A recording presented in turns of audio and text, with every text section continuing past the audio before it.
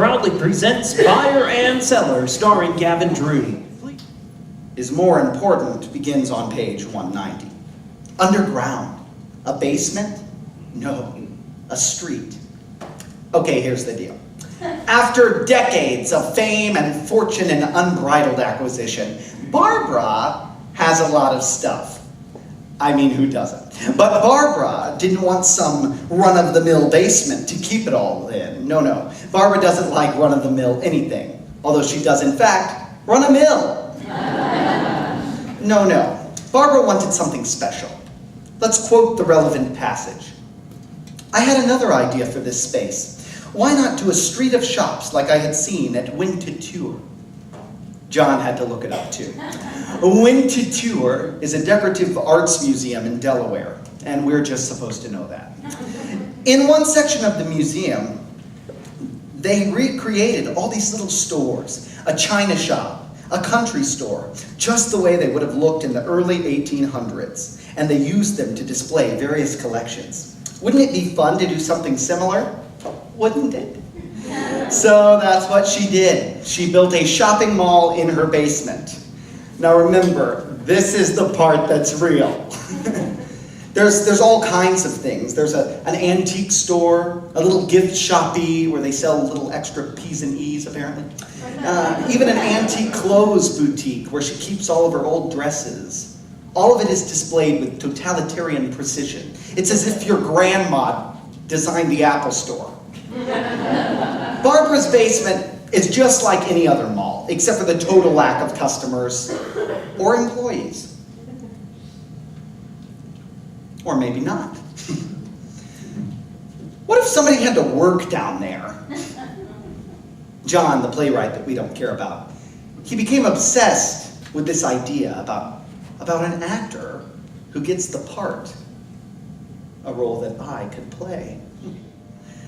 On Wednesday, I worked in B's doll shop. Now, nobody ever told me who B was, so I pretended it was B. Arthur. and I sarcastically arranged the dolls and gave them dirty looks. I did a lot of like Golden Girls slow burns, you know, like. It helped pass the time. And it helped me get over that weird feeling that all the dolls were staring at me. Especially the French automaton with the pipe that blows bubbles. Soon I was giving them all names and having conversations. I wasn't one of those boys who played with his sister's dolls, but I was making up for it now. And then I stopped and I asked myself, is this what it's come to? Have I really sunk this low? A customer! No, not a customer. The customer, browsing and humming to herself, and man, can this lady hum. Okay, stay calm. Sharon told me just to act normal, but what is normal in this situation? I mean, what is even next to normal? Just breathe. Say something. Good afternoon. She just nodded, barely acknowledging my presence in her basement. Please let me know if you need anything. I knew I was taking a chance, but I mean, I wanted some connection. I mean, isn't that what we all want? Finally, she looked at me, blinked twice, and said, with an ironic smile, in one of history's most cherished and recorded voices, I don't need anything. Ice broken! Shut, big job. I mean, sure, the screenplay will stay faithful to the original musical, but there will have to be adjustments made to help explain a few things. Like how a 70-year-old woman is the mother of a 5-year-old. Of course, the script won't have to do all the work. I mean, I hear they're developing experimental technology to photograph Barbara via ultrasound through 7 layers of sheetrock to smooth the lines. Anyway, so here's my pitch, okay? We open with a flashback, Seattle, 1910. We see how Rose Hovick pioneered in vitro fertilization and surrogacy to her father's taunts of, "You ain't getting 10 eggs out of that, Rose." She shows him by stealing his prized Victorian-era pornography and using it to pay off a shady local obstetrician. But just when the surrogate, played by Miley Cyrus in an uncredited cameo to bring in the young people, is about to deliver, the doctor demands further payment in the form of a hand job, and a defiant Rose pushes him out of a fifth-story window and delivers the twins herself. Now, the twins, I forgot to tell you, would be played by Mary-Kate and Ashley Olsen. And then, the lights are so bright in here.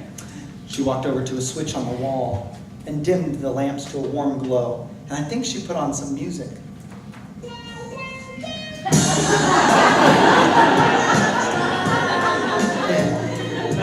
That's better. She smiled, and she walked over to the couch, and she sat down next to me. Close, uncomfortably close. This is nice, hanging out with you. People don't come by and see me too often. Nobody just pops in. I spend a lot of time alone. Well, you don't have to if you don't want to. She stared for a moment at the pine coffee table. Looking for rings? Here, lie down. Let your head rest on the cushion. It's more comfortable. I did as I was told. She smiled, and the next thing I knew, I could feel her fingers running through my hair. Ever so gently, her nails grazing my scalp. I remembered my elementary school nurse checking my head for lice with a that feels nice, I remember. And I thought to myself, what is happening? Is Barbara Streisand putting the moves on me? Is she about to kiss me? Is she my Mrs. Robinson? And do I have the balls to say yes? Does that sound good? I had to admit it. I didn't know what I was going to do on Sunday.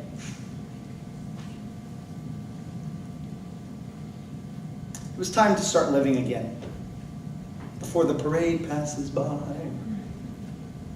I looked around at my crummy apartment, and I thought, this won't do. I took some of the extra money I had made and went straight to Crate and Barrel at the Grove with Barry. And when my pricey new rug arrived, we rolled it out, and we rearranged my furniture 6 different ways. Something wasn't right. It just wasn't how I pictured it in my head. So I took a tape measure, I measured it, and sure enough, the rug was 2/3 of an inch shorter than it was supposed to be. Nobody would ever notice, but I would. I would always know.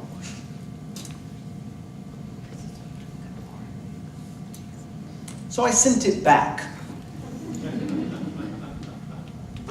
And it felt good.